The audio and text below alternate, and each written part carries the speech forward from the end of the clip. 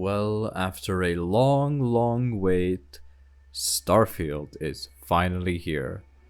And oh boy, I was not ready for this game. Um, there are a lot of negatives that you have probably been, well, hearing or seeing online. And while the game is not 100% perfect, it is absolutely amazing.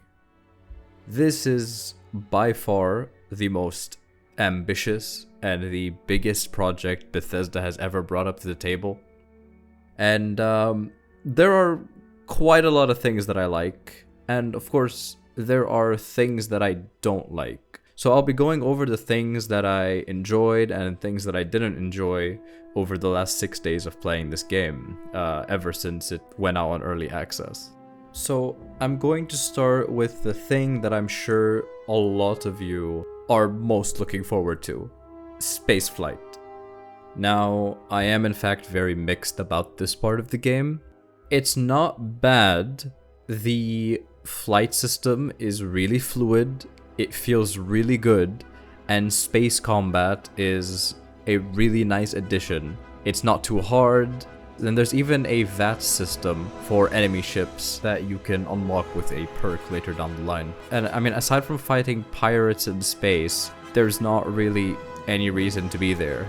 It's just a background for the core gameplay of this RPG, more than it is a core feature, if that makes sense. And you can see in the background gameplay that you can't even get close to planets, which means that there is no way you can land on a planet directly from space. You're forced to go into the menus and the star map and pick a planet that you want to land on. And despite this being the case and spaceflight being very limited, I don't actually mind this at all. I feel like the space map is very well done, and there are a lot of different systems that you can go to. So for the most part, there is no lack of content in the exploration side. So if spaceflight is limited, then what is Starfield even about? Well, this game has a lot of combat. And when I say a lot, I mean a lot.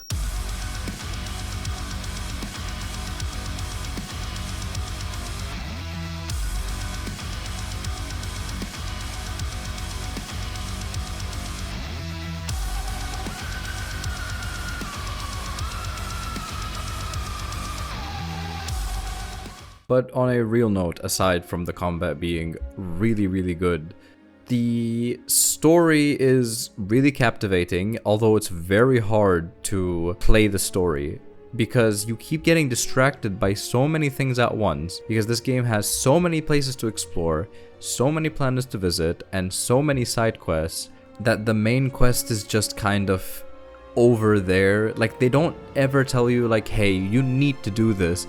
It's more like, well, you should do this, but there's also like 20 other quests for you to do. And speaking of a lot of things to do, the cities in this game are huge. You have 3 main cities that I know of so far. There could be more. I'm only going to be showing one of them, which is the very first one that you go to, so you guys can experience the other ones for yourself, because they are impressive.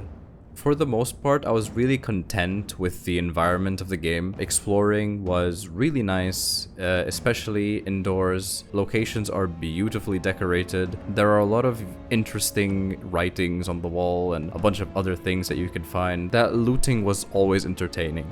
There weren't a lot of bugs that I've encountered. I think in total, I've only encountered like maybe 3 or 4, and they're not really that game-breaking. It's just kind of odd, like lockers opening the wrong way, or I don't know, like weapons that were sticking out of locked containers. So nothing entirely game-breaking, maybe a little bit immersion-breaking, but I've had a couple of laughs from some of these bugs. Now, I'm not sure if this is intentional or not, but the facial expressions of the game are a little bit strange. It's not really Uncanny Valley, it's just, it feels like Oblivion grade facial expressions. It's really weird to explain. You'll have to see for yourself.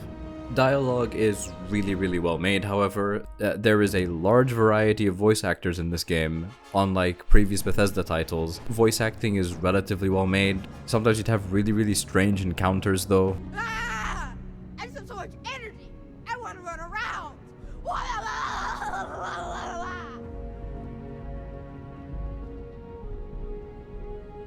Now for the final topic, I'm going to touch on planet exploration. It's hard to actually like it.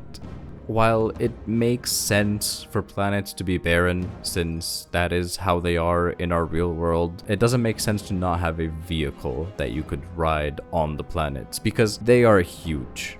And the area that you do land in is randomly generated. It's a seed. So that means if you land a centimeter on the map away from where you originally landed, you're going to get a completely different map, and it's just not gonna make sense. That's not to say that there aren't any really good looking planets though. Some planets are truly gorgeous, and I could just stay there exploring for hours, just taking in the sights and enjoying the game. Because at the end of the day, this is a Bethesda RPG, and the main point of it is to just simply enjoy the game and play it your own way. So if you were about, I don't know, creating your ship, which, by the way, this game has an excellent ship creator, or maybe you want to create outposts or bases or whatever you want to do, you can do it. This is a game that you can truly play in your own way, and that's why I think it's really special.